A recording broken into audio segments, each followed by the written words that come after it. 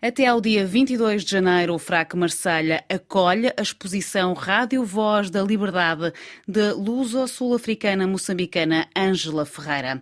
Uma mostra onde a artista explora os laços de solidariedade que uniram Portugal à Argélia durante os anos 60, 70, recorrendo à história de arquivo das transmissões radiofónicas. A Grande Torre emite áudios da rádio Voix de l'Algérie libre et combattante e a pequena, a filha da Voz da Argélia, é a lusófona Rádio Voz de Liberdade. Aqui é a voz de Manuel Alegre que ecoa. Há 60 anos, a 18 de março de 1962, as autoridades francesas e uma delegação provisória da República Argelina entraram na história com a assinatura dos acordos de Évian e os dois países puseram fim a 132 anos de presença colonial francesa na Argélia e a uma das guerras mais ferozes que o continente africano viveu no século XX.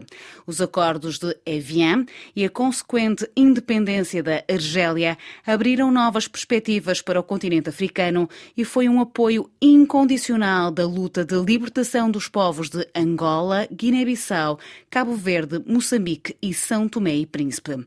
O exemplo de uma rádio africana que inspirou a libertação europeia foi o mote para a exposição da artista.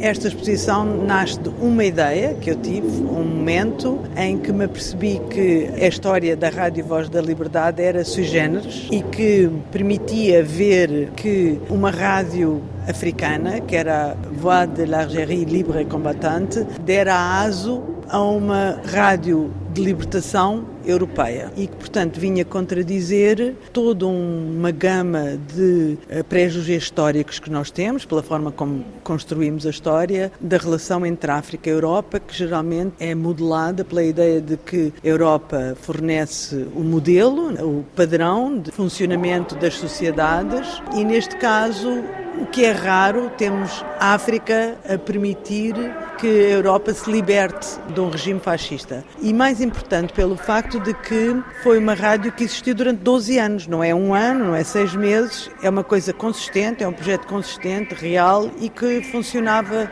com muita eficiência. Ou seja, não só os exilados e transmitiam para a Europa, mas também transmitiam para a África. Tinham uma forte conexão com os movimentos de libertação dos países lusófonos em África. Portanto, transmitiam para os dois lados, tanto assim que entrevistavam Eduardo Mondlane, foi entrevistado e outras figuras de países lusófonos. E a exposição nasce exatamente disso, nasce da ideia de que é possível fazer esculturas que, de alguma maneira, prestem homenagem a esse processo que contradiz um processo a que nós estamos habituados. Uma linha positiva dos trabalhos de Ângela Ferreira que surge para fugir à pesada investigação sobre o colonialismo e os problemas que foram criados pelo mesmo.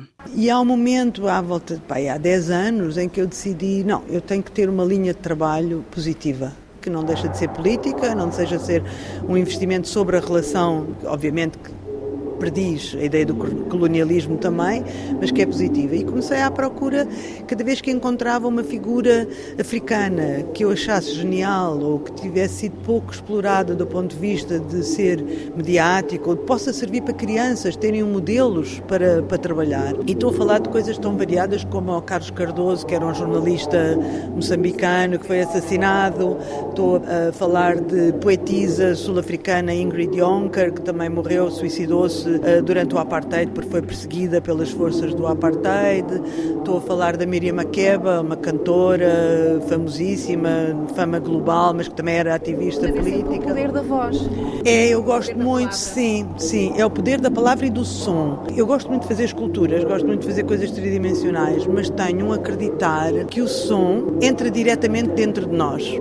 E pode ser audível aos outros ou não, ou seja, com fones não é audível aos outros, mas entra diretamente dentro do nosso cérebro, por assim dizer. E que nós fazemos menos transcrições conceptuais e interpretativas com som do que fazemos com a visualidade. E, portanto, acredito que o som tem um poder bastante especial em nos tocar. E, portanto, sim, quando eu encontro uma poetisa que se suicidou por causa do Apartheid e que encontro uma gravação dela própria a dizer a sua própria poesia, é maravilhoso, porque é como estar com ela nesse momento, nesse ponto, não é? Cada vez que a pessoa ouve o Manel Alegre é como se estivéssemos a ouvir o rádio a transmitir. Nós não estamos na nossa casinha às escondidas, com as cortinas fechadas, não é? Como estaríamos se fosse 1969 ou 1970. Mas sim, o som para mim tem um valor emotivo muito forte. Estamos aqui no meio da exposição, portanto o que ouvimos agora é a Rádio Argelina. Agora o que estamos a ouvir é uma gravação da Rádio Argelina, La Voix de l'Argélie libre et combattante, e esta é a torre que para mim, na minha cabeça e na exposição, simboliza essa rádio. São duas torres grandes, uma é a Rádio Argelina e a outra é a Rádio Voz da Liberdade. Eu trabalho muito com torres, culturicamente gosto muito de torres. Encontrei os dois selos que mencionei que estão ali na parede, algerianos, que representam torres de transmissão. Isso também era comum. Na segunda metade do século XX, os países gostavam de celebrar esses avanços tecnológicos e faziam selos sobre torres de televisão, torres de rádio. Portugal também tem. Há muitos países em África que têm. Portanto, a torre, a ideia tecnológica de avanço e excelência também era uma forma de mostrar, estar num mundo mais global, mais internacional e competir de igual para igual. Além disso, torres escultoricamente são muito curiosas, não é? Porque elas existem para sobressair ou para estarem mais altas ou poder chegar mais longe, não é? Portanto, escultoricamente são muito curiosas e sim, a ideia foi fazer uma torre que fosse a mãe da outra torre. Por isso esta ser a maior, a mais alta, a mais impositiva. As ondas sonoras são bastante mais materialmente sofisticadas, mais barrocas. Este cobre é um material mais rico. A portuguesa é toda mais pequenina, mais contida. É uma Rádio Voz da Liberdade, é filha da Voix de l'Argélie libre et combattante, não é? Na verdade. E depois estas imagens que temos aqui são imagens da Rádio Argelina. Estas duas, a preto e branco, são imagens de arquivo. Quando foi a independência, a Voix de l'Argélie libre et combattante transforma-se na rádio algeriana oficial de Estado. E estas imagens são da instalação, são eles a instalar nos espaços os equipamentos. E aqui já a transmitir. É muito engraçado porque na verdade, estas imagens, o que eu queria nestas imagens eram imagens dos espaços onde os portugueses iam gravar, que eles iam à Rádio Algérie fazer a gravação. E eu queria fotografias disso, mas não consegui encontrar. Para mim era muito importante o local, não é?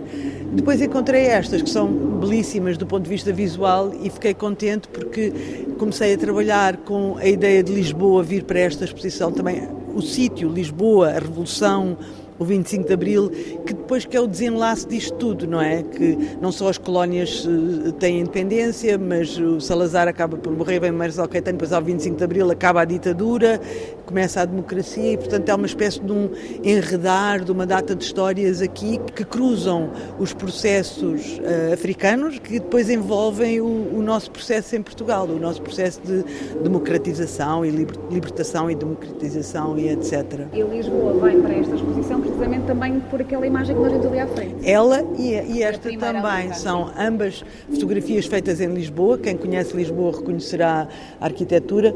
Curiosamente, não é tão diferente de Marselha como isso. As duas cidades têm coisas muito familiares. Sim, aquilo é Lisboa, é uma esquina, não é? De uma rua que vai a descer e é grafite. Quis usar especificamente os que fossem grafite, ou seja, a ideia daquilo que a gente sabe que é grafite, que é um momento rápido, imediato, feito na rua com uma bomba de tinta e que marca um lugar e transmite mensagens, não é? Tem esse valor.